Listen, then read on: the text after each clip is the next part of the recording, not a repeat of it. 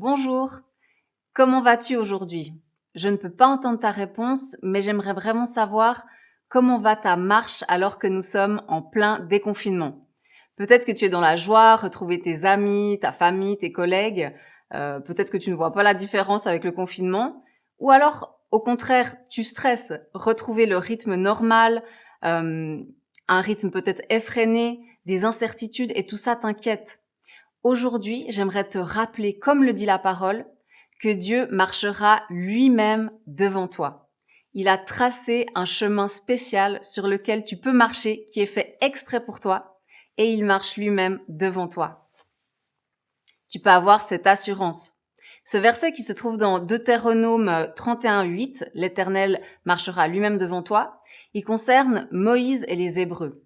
Ils sont sortis de l'Égypte après 400 ans d'esclavage, en route vers la terre promise, et ils vont faire un très long détour dans le désert.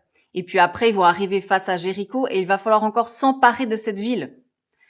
Où aller? Comment faire? Quoi faire? Imaginez toutes les questions qui devaient se poser. Et surtout Moïse, lui qui était le leader. Il devait certainement parfois être dans l'inquiétude et se poser tout un tas de questions. Alors, toute proportion gardée, peut-être que toi aussi, aujourd'hui, tu es face à des situations incertaines, à des questions dont tu n'as pas les réponses. Et vous savez comme moi que parfois dans nos pensées, c'est le champ de bataille. On se sent dépassé, on se sent assailli de toutes parts. Mais j'aimerais te rassurer, parce qu'encore aujourd'hui, Dieu marchera au-devant de toi dans cette journée qu'il t'a préparée. Tu peux en être rassuré. Alors, durant cette marche de Moïse et du peuple dans le désert, il y a un moment donné où ils arrivent au pied du mont Sinaï et ils y restent un long moment.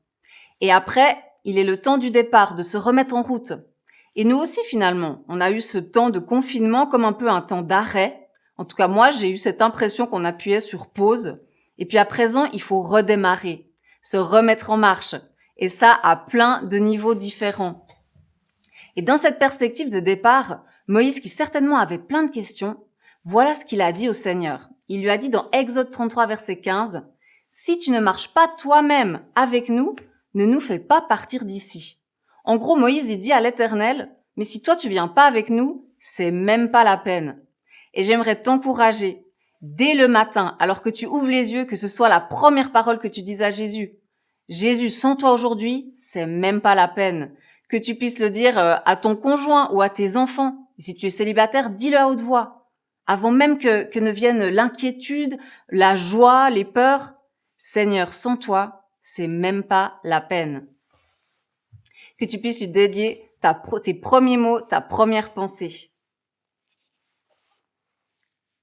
Connecte-toi dès ton réveil à ton Créateur pour lui dire que tu as besoin de lui, que tu ne peux pas faire sans lui et que tu veux marcher dans la journée qu'il t'a préparée. N'aie pas peur de cette journée, mais place ta confiance en lui. Concentre-toi sur ton besoin de lui et sur ta foi, sur la foi que tu places en lui. Peu importe les obstacles que tu trouveras dans cette journée, elle a été préparée par l'Éternel pour toi. Et rien n'échappe à Dieu. Il sait par quoi tu vas passer et il peut tirer du bien de toutes tes situations. Alors Moïse, il dit à l'Éternel, sans toi, c'est même pas la peine. Mais en plus de ça, Moïse va lui demander, Seigneur, fais-moi voir ta gloire. Et Dieu va faire passer effectivement sa gloire devant Moïse, mais il va lui mettre la main devant le visage pour qu'il n'en soit pas ébloui. Voir la gloire de Dieu, c'est comme regarder le soleil en face, on voit plus rien au bout d'un moment. Alors il place sa main devant Moïse, l'Éternel passe avec sa gloire et il enlève sa main, et Moïse ne voit que le dos de Dieu. Il ne voit que la face arrière de Dieu, parce qu'on ne peut voir Dieu que là où il est déjà passé. Et j'aimerais que ce soit une certitude pour toi aujourd'hui. Tu ne peux voir Dieu que là où il est déjà passé, parce qu'il marche au devant de toi, dans cette journée qu'il t'a préparée. C'est-à-dire que quand tu te lèves, après avoir dit « Jésus, aujourd'hui sans toi, c'est même pas la peine », sois certain que dans ta salle de bain, dans ta cuisine, au travail, à l'école, il y est passé avant toi et il t'a préparé des bonnes choses. C'est l'assurance avec laquelle nous pouvons démarrer la journée. C'est l'assurance Non seulement il te précède, mais il a préparé de bonnes choses pour toi et pour les autres qui vont se passer à travers toi. Et je crois que alors que nous vivons cette période de déconfinement, eh bien le Seigneur cherche des collaborateurs. Il cherche des témoins percutants qui vont pouvoir être le reflet de sa gloire.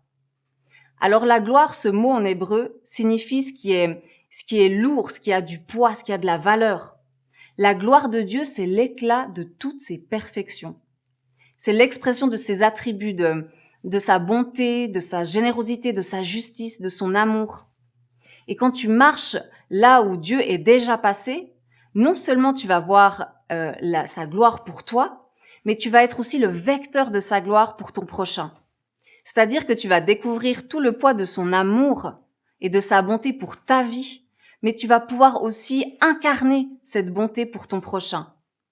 Voilà comment être l'expression concrète de la gloire de Dieu. Mets du poids, ajoute de la valeur dans ce que tu fais, que tes pensées, que tes paroles, que tes actes soient dirigés vers ton prochain pour les encourager, les aider, pour les aimer tout simplement. Et bonne nouvelle, à l'inverse des Hébreux qui marchaient dans le désert et qui suivaient Moïse, eh bien, nous avons le Saint-Esprit. Et le Saint-Esprit dirige te guider dans la journée que Dieu a fait pour toi, pour que tu puisses marcher sur ses traces et être le reflet de sa gloire pour ton prochain. Alors n'oublie pas, commence ta journée en lui disant « Seigneur, sans toi, ce n'est même pas la peine ». À bientôt.